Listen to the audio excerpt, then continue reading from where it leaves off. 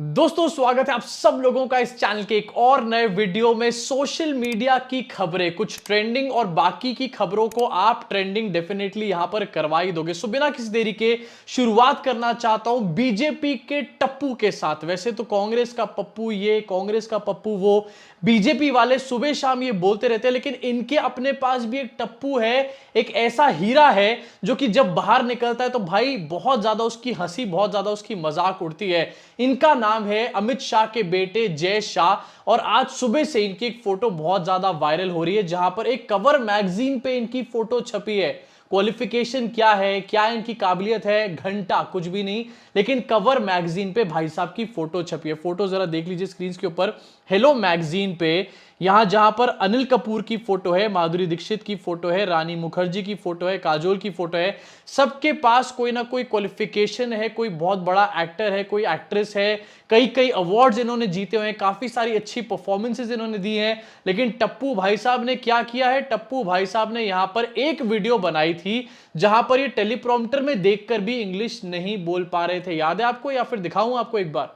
I am glad that MS has accepted BCCI's request and he will join. जी हां, इस कारनामे के बाद भी इस टप्पू की फोटो हेलो मैगजीन के कवर पेज पे छपी, और ऊपर क्या लिखा गया है ये भी देख लीजिए। 23 iconic achievers one dazzling night, कोई अवार्ड शो है जिसका यहां पर जिक्र किया जा रहा है, लेकिन 23 आइकॉनिक अचीवर्स लिखा गया है टप्पू के ठीक ऊपर। कौन सी अचीवमेंट है टप्पू के पास, प्लीज कोई मुझे बता दे कमेंट सेक्शन में, मुझे तो नहीं पता। अब जहां पर एक तरफ टप्पू भाई साहब की फोटो तो सुबह से वायरल हो ही रही है, वहीं दूसरी तरफ आपको दिखाना चाहता हूं कि सोशल मीडिया पे इसके ऊपर क्या क्या मीम्स चल रहे हैं, लोग किस तरीके से टप्पू के मजे लेने का काम कर रहे हैं। अपनी स्क्रीन पर देखिए, एक ट्विटर यूजर ने एक मीम शेयर किया जहां पर ऊपर हेलो मैगजीन का एक कवर पेज है और नीचे वेलकम मूवी का वो वाला सीन है जहां पर अनिल कपूर ही ये बात बोलते हैं कि अब घोड़ों की रेस में गधे भी दौड़ेंगे क्या। आपको अच्छे से याद होगा ये वाला सीन, टप्पू के लिए ये बात बोली जा रही है। भाई इससे ज्यादा बड़ी और कोई बेइज्जती हो ही नहीं सकती है। अब भाई अगर ओवर स्मार्टनेस में इस तरीके के काम करोगे तो मीम तो तुम्हारे बनेंगे ही ना। और कर्नाटका में किस तरीके से चचा को उनके अपने पार्टी के लोगों ने प्रैंक किया था, ये तो मैंने आपको दिखाने का काम किया ही था। खैर इसी के साथ बढ़ना चाहता हूं अगली खबर की तरफ, और एक और तस्वीर सामने निकल कर आई, इस बार शाहरुख खान के घर से। आपको दिखाना चाहता हूं यूएस के जो एम्बेसडर हैं जिनका नाम है एरिक गारसेटी, वो रिसेंटली शाहरुख खान के घर पे गए उनसे मिलने के लिए, और उसकी फोटो सामने निकल कर आई। इनफैक्ट उन्होंने इसमें ट्वीट भी करा है जहां पर लिखा है is it time for my Bollywood debut, यानी कि क्या मेरे बॉलीवुड डेब्यू का टाइम आ चुका है। आगे वो लिखते हैं had a wonderful chat with superstar IMSRK at his residence मन्नत, learning more about the film industry in Mumbai and discussing the huge cultural impact of Hollywood and Bollywood across the globe. अब भाई कहा ये एरिक गारसेटी यूएस के ambassador जो हैं बॉलीवुड में घूमने का काम कर रहे हैं। बॉलीवुड तो बॉयकॉट हो चुका है ना, पूरी तरीके से मिट्टी में मिल चुका है जेम्स ऑफ बॉलीवुड के हिसाब से। एरिक गारसेटी जी मैं आपसे कहना चाहूंगा बॉलीवुड को छोड़िए और आप यूपी के चलचित्रपुरम में जाइए जहां पर अभी तक एक भी ईंट नहीं रखी गई है, सिर्फ फोटोबाजी चलती रहती है योगी जी की। और भाई भक्तों को मैं कहना चाहूंगा कि बर्नॉल खरीदने की ना अब जरूरत भी नहीं है। मतलब यार तुम जितनी बर्नॉल खरीद लो उतना ज्यादा कम है। हर आए दिन ऐसी ऐसी खबरें मैं तुम्हारे को बताऊंगा और तुम बर्नॉल खरीदते चले गए तो भाई तुम्हारी तो सारी जायदाद बिक जाएगी बर्नॉल खरीदने में। इसी के साथ एरिक गारसेटी की एक और फोटो सामने निकल कर आई और ये थी मुकेश अंबानी के साथ। ये भी आपको स्क्रीन पर दिखा देना चाहता हूं और इसके मायने क्या है ये भी बताऊंगा, लेकिन पहले एक बार पढ़ लेते हैं क्या लिखा हुआ है। US ambassador to India Eric Garcetti met Reliance Industries CMD Mukesh Ambani in Mumbai. अब एरिक गारसेटी एम्बेसडर है यूएस के, ये अपने आप में बड़ी बात है, लेकिन इससे बड़ी बात यहां पर यह है कि इन्होंने एक टाइम पर CAA और NRC को बुरी तरीके से क्रिटिसाइज करने का काम किया था और साथ में यह भी कहा था कि अगर ये पावर में होते उस टाइम पर तो कोई ना कोई एक्शन जरूर लेते ह्यूमन राइट्स के इस वायलेशन के ऊपर। और तब से लेकर आज तक बीजेपी वालों की एरिक गारसेटी को देखकर बुरी तरीके से सुलग जाती है। और ऐसे में जब एरिक गारसेटी यहां पर पठान से मिल रहे हैं, मुकेश अंबानी से मिल रहे हैं, तो भाई भक्तों की हालत तो इसके बाद देखने लायक हो जाती है। अब पठान तक तो ठीक था, लेकिन एरिक गारसेटी की जो ये मुकेश अंबानी के साथ मुलाकात है इसके बहुत बड़े अपने आप में मायने, क्योंकि यार एरिक गारसेटी की मुलाकात मुकेश अंबानी से तो हुई लेकिन गौतम अडानी के साथ नहीं हुई। भाई पूरी तरीके से गौतम अडानी की यहां पर भी पनौतियां लग गई। मतलब सोचो वो आदमी जो अपने आप को कुछ समय पहले तक वर्ल्ड का सेकंड रिचेस्ट बताता था, छातियां पीटता था और उसके साथ साथ बीजेपी के लोग भी छातियां पीटते थे। आज उसकी बुरी तरीके से पनौतियां लगी पड़ी और हर आने वाला बंदा उसको मंदिर के घंटे की तरह बजा के चला जाता है। इसी साथ आगे बढ़ना चाहूंगा और अगली खबर आपको दिखाना चाहूंगा। ये है अनुराग ठाकुर, देश के गद्दारों को बाकी तो आपको अच्छे से याद होगा ही।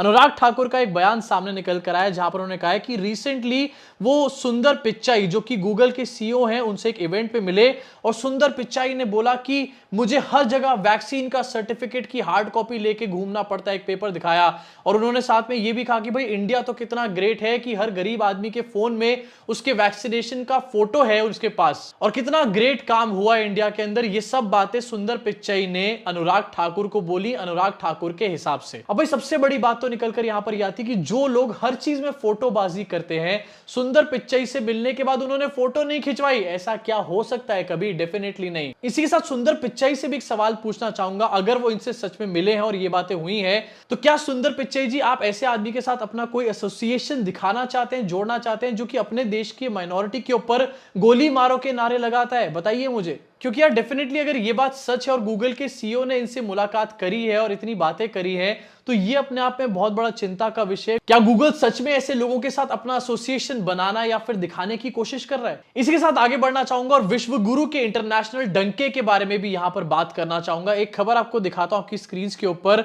इसी महीने की 24 तारीख को क्वाड समिट होना था ऑस्ट्रेलिया के अंदर, जो कि ऑस्ट्रेलिया इस बार होस्ट करने वाला था। उसमें से निकलकर एक काफी बड़ी खबर सामने आई जो कि स्क्रीन पर देखिए एनआई के माध्यम से।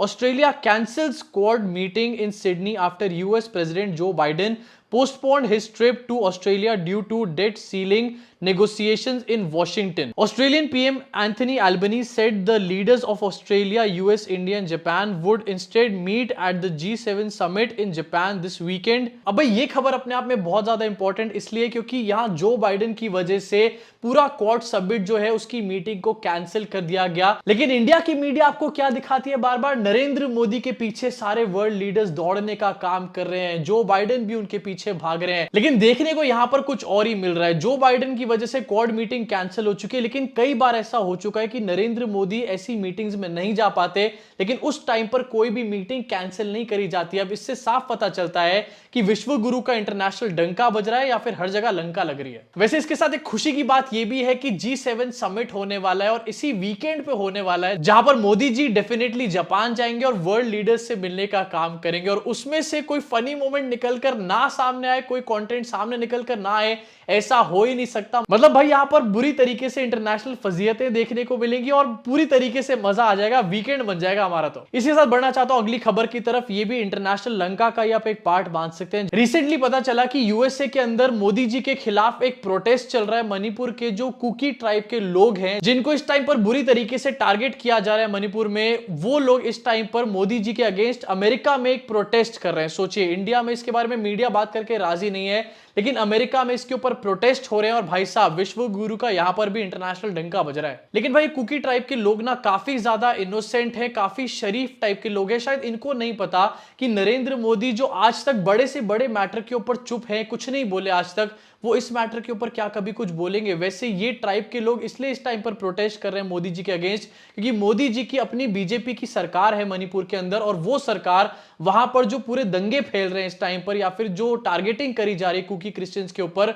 उसको रोकने में पूरी तरीके से नाकाम है, पूरी तरीके से फेलियर है। इनफैक्ट ये भी कई लोग कह रहे हैं कि स्टेट स्पॉन्सर्ड सारी चीजें हैं और वहां पर बीजेपी डिवाइड एंड रूल का अपना पूरा फॉर्मूला अपना रही है। अब इसी के साथ आगे बढ़ना चाहूंगा अपनी अगली सोशल मीडिया की ट्रेंडिंग खबर के ऊपर। वंदे भारत जब भी कहीं से कहीं चलती है तो फ्लैग ऑफ करने नरेंद्र मोदी जाते हैं और अगले ही दिन ट्रेन की बुरी तरीके से पनौतियां लग जाती है। लेकिन यहां तो भाई पनौती लग चुकी है अल्ट्रा प्रो मैक्स वाली। मोदी जी लास्ट ईयर गए थे एक वंदे भारत का उद्घाटन करने। कौन सी वंदे भारत थी? ये थी नागपुर से बिलासपुर जाने वाली वंदे भारत, जिसकी फोटोज भी आप इस टाइम पर स्क्रीन पर देख रहे होंगे।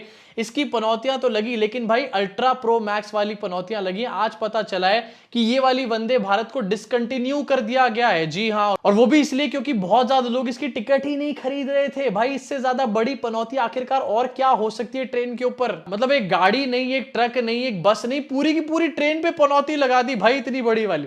इसी के साथ अगली खबर की तरफ बढ़ना चाहता हूं और ये है एक ग्राफिक जो कि इस टाइम पर काफी ज्यादा वायरल हो रहा है, जहां पर यह बताया गया है एक सर्वे के द्वारा कि आखिरकार कौन से स्टेट में कितने मंदिर हैं पर लाख पीपल, यानी कि 1 लाख लोगों पे कितने मंदिर बने हुए हैं, किस किस स्टेट के अंदर, और सबसे ज्यादा मंदिर कहां पर हैं? गुजरात में? नहीं नहीं नहीं। उत्तर प्रदेश में? ना ना ना ना। सबसे ज्यादा मंदिरों का यहां पर पता चला है तमिलनाडु के अंदर। सोचिए, वो राज्य जहां पर बीजेपी की सरकार नहीं है, जहां पर बीजेपी को लोग पूरी तरीके से रिजेक्ट कर चुके हैं, वहां पर सबसे ज्यादा मंदिर हैं पर लाख पीपल अगर बात करी जाए तो। सबसे ज्यादा मंदिर है यहां पर गोवा में पर लाख पीपल, लेकिन उसके बाद जो स्टेट्स हैं वो सारी की सारी साउथ की स्टेट्स है, जैसे कि तमिलनाडु, कर्नाटका, साथ ही आंध्र प्रदेश और केरला। ये सारी की सारी वो स्टेट्स हैं जहां पर बीजेपी को जनता पूरी तरीके से नाकार चुकी है, रिजेक्ट कर चुकी है, चाय वाले चचा की पनौतियां लगा चुकी है।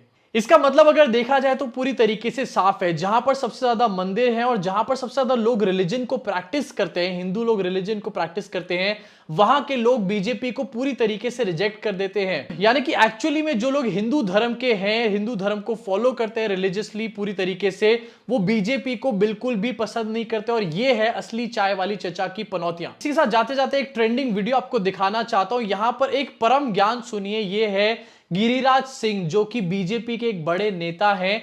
वो यहां पर ज्ञान दे रहे हैं निर्मला सीतारमण के पद चिन्हों पे चलते। वो ये कह रहे हैं कि कर्नाटका में हम लोग हारे नहीं है, बल्कि पाकिस्तान के नारे लगाने वाले लोग जीत चुके हैं। सबसे पहली बात, कर्नाटका के अंदर 40% से ज्यादा लोगों ने कांग्रेस को वोट किया और तब कांग्रेस जाके जीती है। 40% से ज्यादा लोगों ने वोट किया है, तो डेफिनेटली सारे लोग तो यहां पर मुसलमान होने नहीं वाले। और भाई अगर मुसलमान है तो वो पाकिस्तान के नारे लगाते हैं, ये लॉजिक आखिरकार कहां से निकल कर आता है? ऐसे तो बहुत सारे मुसलमान आपकी अपनी पार्टी में भी हैं, तो क्या वो भी सारे पाकिस्तान जिंदाबाद के नारे लगाते हैं क्या यहाँ पे? जरा एक बार इस टुच्चे ज्ञान को सुनिए, आप भी अपना सर पीट लेंगे यहाँ पे। इस सब के बाद मैं सिर्फ एक ही बात कहना चाहता हूं, भाई बस करो प्लीज अपना ये गोबर ज्ञान। ये गोबर ज्ञान से हमारा देश जो है ना आगे नहीं बल्कि और पीछे चलता चला जा रहा है। आपका क्या सोचना है इन सारी खबरों के ऊपर? आपका क्या रिएक्शन है? नीचे कमेंट सेक्शन में अपनी भड़ास को पूरी तरीके से निकाल डालिए। साथ ही अगर आपको वीडियो पसंद आई हो तो लाइक के बटन को दबा के, सब्सक्राइब के बटन को दबा के, बेल आइकन को जरूर दबाइए, जिससे कि अगली इस तरीके की धमाकेदार वीडियो